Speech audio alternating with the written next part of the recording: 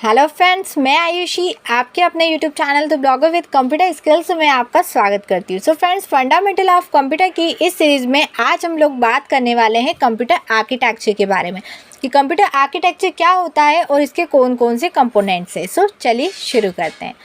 So computer के विभिन्न components और उनके मध्य संबंध को ही कंप्यूटर आर्किटेक्चर कहा जाता है। जो कंप्यूटर आर्किटेक्चर होता है वो हमें बताता है कि कंप्यूटर की जो विभिन्न डिवाइसेस हैं वो आपस में किस तरह से जुड़ी हुई होती हैं और किस तरह से काम करती हैं। सो चलिए अब हम देखते हैं कि कंप्यूटर के कौन कौन से कंपोनेंट्स होते हैं। तो फ्रेंड्स, मुख्य रूप से कंप्यूटर के 3 कंपोनेंट्स होते हैं। फर्स्ट है हमारा इनपुट आउटपुट यूनिट, सेकेंड है central processing unit and third है मेमोरी यूनिट। फर्स्ट समझते हैं हम लोग इनपुट यूनिट को। सो जो इनपुट यूनिट होती है ये यूज़र और मशीन के बीच में एक इंटरफेस प्रोवाइड करती है, जिसकी हेल्प से यूज़र मशीन में डेटा और इंस्ट्रक्शंस को एंटर कर सकता है, इनपुट करवा सकता है। इसके बाद इनपुट यूनिट उस यूज़र द्वारा दिए गए डेटा और इंस्ट्रक्शन को मशीन लैंग्वेज में कन्वर्ट करती है। बिकॉज जो मशीन होती है हमारी, कंप्यूटर जो होता है वो ओनली बाइनरी लैंग्वेज 0 और 1 को ही समझता है, इसीलिए इनपुट यूनिट उस डेटा को मशीन लैंग्वेज में कन्वर्ट कर CPU तक पहुंचाती है। नेक्स्ट आता है आउटपुट यूनिट। जो आउटपुट यूनिट होती है उसका काम होता है प्रोसेस्ड डेटा को कंप्यूटर से प्राप्त करना और उस डेटा को फिर से कन्वर्ट कर यूज़र को प्रोवाइड करवाना, जिस लैंग्वेज में यूज़र समझ सके। नेक्स्ट आता है हमारा सेंट्रल प्रोसेसिंग यूनिट, जिसे शॉर्ट में CPU भी कहा जाता है।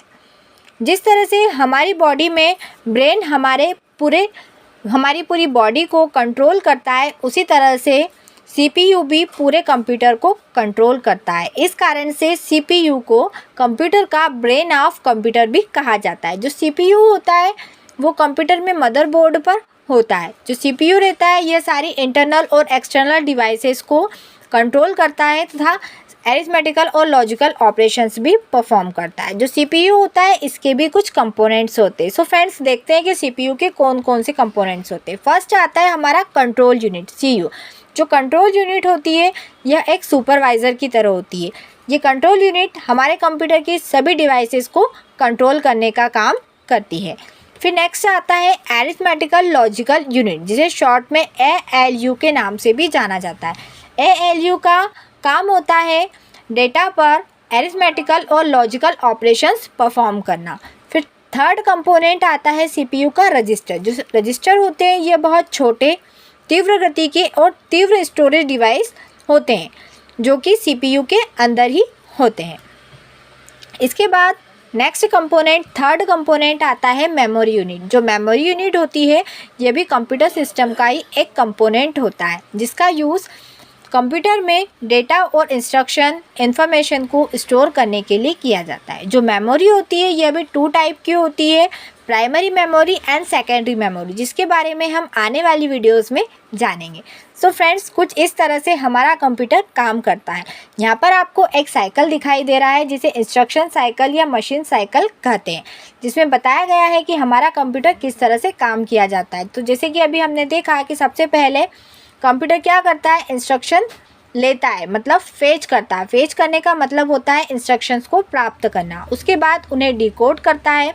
डिकोड करने के बाद उस पर एग्जीक्यूट किया जाता है, कुछ ऑपरेशंस परफॉर्म किए जाते हैं। जैसे हमें 2+2 करना है तो उस पर प्लस ऑपरेशन परफॉर्म किया जाएगा और उसके बाद उसे फाइनली स्टोर कर दिया जाएगा। सो फ्रेंड्स, आज की इस वीडियो में इतना ही रखते हैं, मिलते हैं नेक्स्ट वीडियो में। धन्यवाद।